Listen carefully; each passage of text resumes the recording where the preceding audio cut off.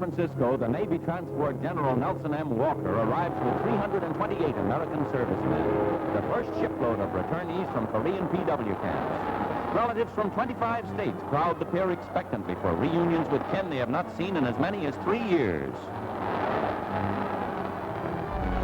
San Francisco's Mayor Elmer Robinson and Lieutenant General Joseph M. Swing, commander of the 6th Army, greet PFC Roosevelt A. Lunn of Baltimore, Maryland, the first... Going off to fight in a war, it seemed like the most, horrifying existence possible.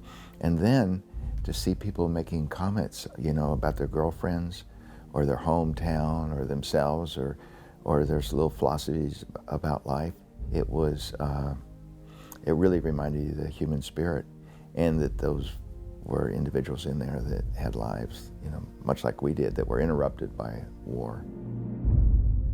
You felt, though, that there were people there, even though they weren't, just because of the messages that we were reading, the artwork we were seeing, and the meaning that all of that conveyed to us being there and knowing that we, first of all, were in a historic vessel that had a lot of service. We didn't know how extensive the history was, but we knew she had served her time and done her duty. And to see the messages and know that they were created by people, that was the thing that really got us. The Walker was a World War II ship that was used near the end of World War II and also in Korea and then Vietnam. It was still set up with all the berthing units.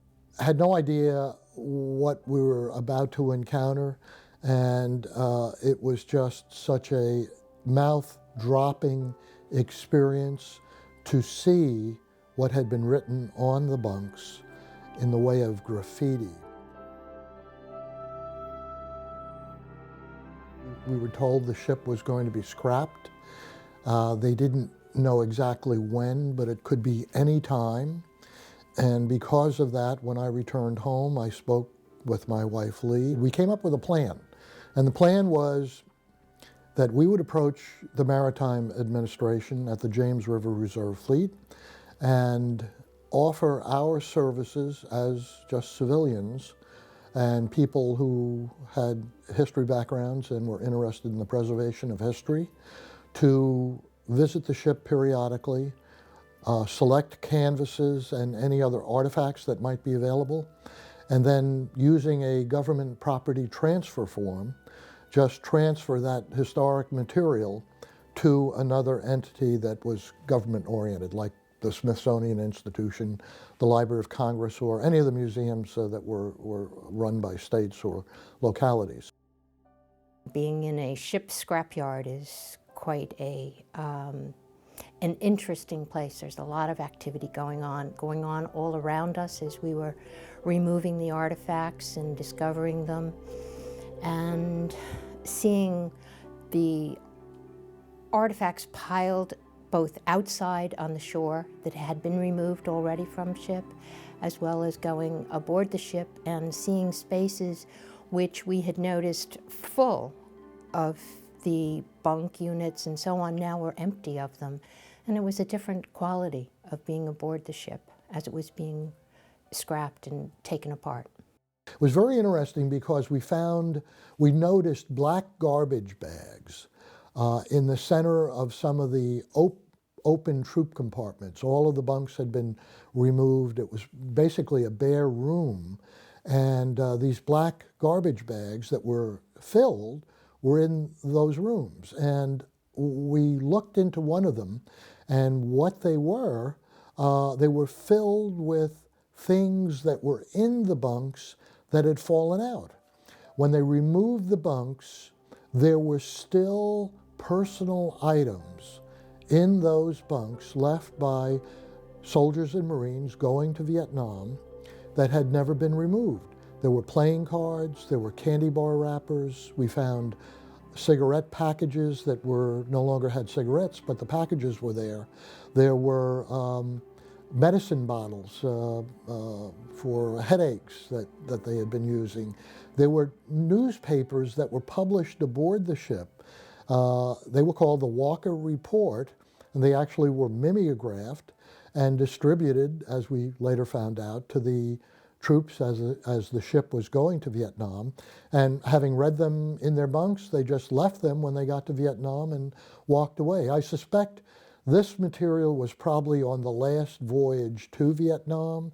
All that was left then because no other occupants had used those bunks.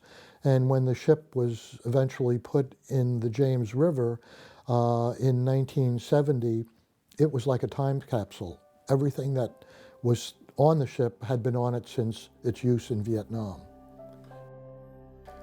The reason everything was still on the ship, we were told by the fleet administrator, was because the Walker was being held in a state of ready reserve, meaning that if a disaster happened, like a Hurricane Katrina, she could be put back in service within a few weeks and taken and actually sailed down to New Orleans, in this case, and could house several thousand people. So the bunks were kept on the ship. She still had the sheets, the pillows, the mattresses, even the life vests were still on every bunk. So she could be used if in an emergency. But this never happened, and everything just still remained on the ship. As it was unlocked and the door was opened, it was a very eerie feeling walking aboard and seeing how, getting that feeling that people had just left the ship. It was left intact, as though people were expected back that evening, and had that feeling walking all the way through the ship, both the first time and every time ever after that we went aboard.